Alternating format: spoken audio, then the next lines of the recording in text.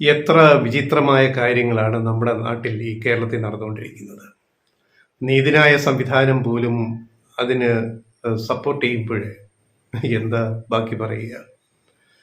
നടി ശ്വേതാ മേനോൻ, അവർ AMMA താരസംഘടനയുടെ president സ്ഥാനത്തേക്ക് മത്സരിക്കുന്നു. ഈ മാസം 15-നാണ് ഇലക്ഷൻ. അവർ ഒരുപക്ഷെ തിരഞ്ഞെടുക്കപ്പെടാൻ സാധ്യതയുണ്ട്.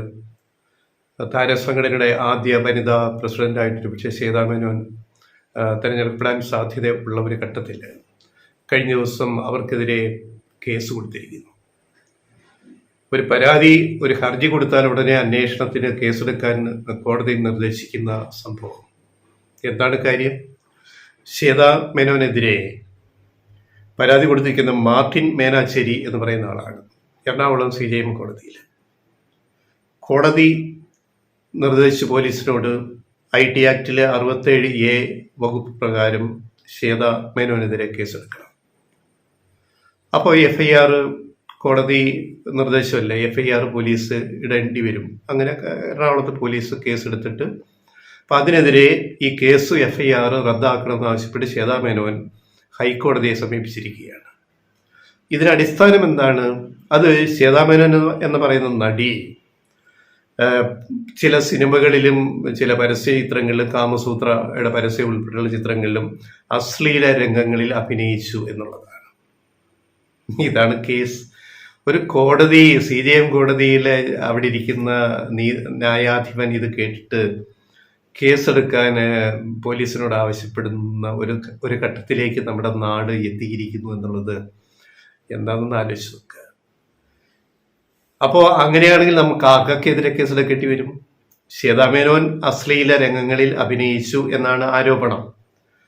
അവർ അഭിനയിച്ച പരസ്യ ചിത്രങ്ങൾ കാമസൂത്ര ഉൾപ്പെടെ, പിന്നെ പാലേരി മാണിക്യം, അതേപോലെ മറ്റ് സിനിമകൾ, രതി നിർവേദത്തിൻ്റെ റീമേക്ക്, രണ്ടാം രതി നിർവേദം, അതിൽ ശ്വേതാ മേനോനാണ് പണ്ട് ജയഭാരതി ചെയ്ത വേഷം ചെയ്തത്.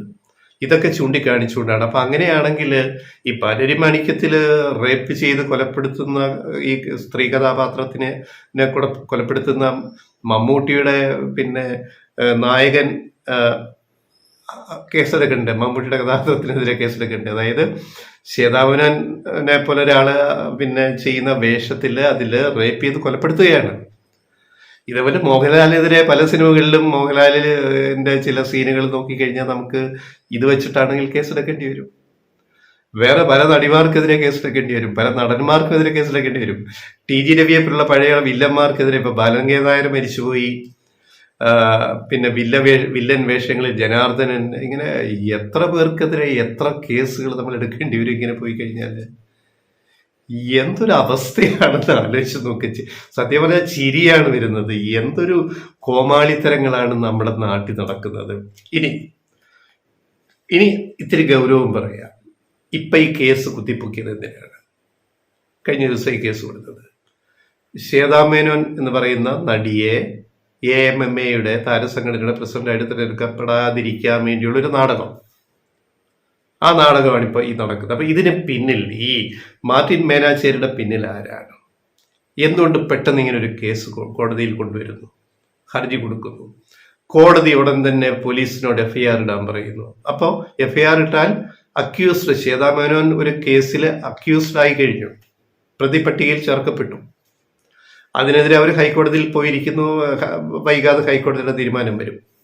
അപ്പൊ ഇത് ഈ താരസംഘടന എന്താണെന്നുള്ളതിന്റെ ഒരു വെളിപ്പെടുത്തലാണ്.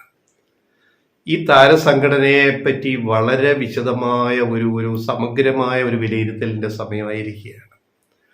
ഇപ്പോ നമുക്കറിയാം, ആദ്യം ജഗദീഷ് മത്സരിക്കാൻ തീരുമാനിച്ചു പ്രസിഡന്റായിട്ട് താരസംഘടനയുടെ. അദ്ദേഹം പിന്മാറി. ഒരു വനിത വരട്ടെ എന്ന് പറഞ്ഞു, അദ്ദേഹം പിന്മാറി. മോഹൻലാൽ ഉൾപ്പെടെയുള്ളവർ പിന്മാറി.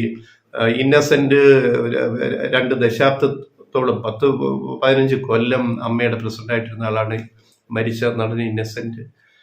പിന്നെ മോഹൻലാൽ വന്നു. പിന്നെ അവരെല്ലാം ഒഴിഞ്ഞു. സ്ത്രീകൾ വരട്ടെ എന്നൊരു നിലപാടെടുത്തിട്ട് ജഗദീഷും പിന്മാറി. ആ ഒരു അവസ്ഥയിൽ ഇപ്പൊ ഈ കേസ് കുത്തിപ്പൊക്കി കൊണ്ടുവന്നതിന്റെ പിന്നിലെ ഉദ്ദേശം, ആരുടെ ഉദ്ദേശമാണ്? അതിന് പിന്നിൽ ഒരു ദുരൂഹതയും ഗൂഢാലോചനയും ഉണ്ട് എന്നുള്ള കാര്യത്തിൽ യാതൊരു സംശയമില്ല. അപ്പൊ ശ്വേതാ മേനോൻ താരസംഘടനയുടെ AMMAയുടെ പ്രസിഡന്റ് ആവാൻ പാടില്ല എന്ന് ആരോ തീരുമാനിച്ചിരിക്കുന്നു. ആരാണ് തീരുമാനിച്ചത്? ഈ കേസിന് പിന്നിൽ ആരാണ്? ഇതേപ്പറ്റിയാണ് അന്വേഷിക്കേണ്ടത്. അത് പോലീസ് അന്വേഷിക്കുമോ? ഇവിടുത്തെ അന്വേഷണ ഏജൻസികൾ അക്കാര്യങ്ങൾ പരിശോധിക്കുക. എന്തായാലും ഇലക്ഷൻ നടക്കുന്നു. പിന്നെ ഓഗസ്റ്റ് 15-ന് ഇലക്ഷൻ നടക്കുകയാണ് താരസംഘടനയുടെ. ശ്വേതാ മേനോൻ ജയിക്കുകയോ ജയിക്കാതെ ഇരിക്കട്ടെ, എതിർ സ്ഥാനാർത്ഥിയുണ്ട്, ആയിക്കോട്ടെ. പക്ഷേ ഇത്തരം ഒരു നീക്കമെന്ന് പറയുന്നത് വളരെ ദുരൂഹമാണ്. ഗൂഢാലോചന ഇതിന് പിന്നിലുണ്ട്. ആ കാര്യങ്ങളാണ് പുറത്തു വരേണ്ടത്. അത് വൈകാതെ പുറത്തു വരും നമുക്ക് പ്രതീക്ഷിക്കാം.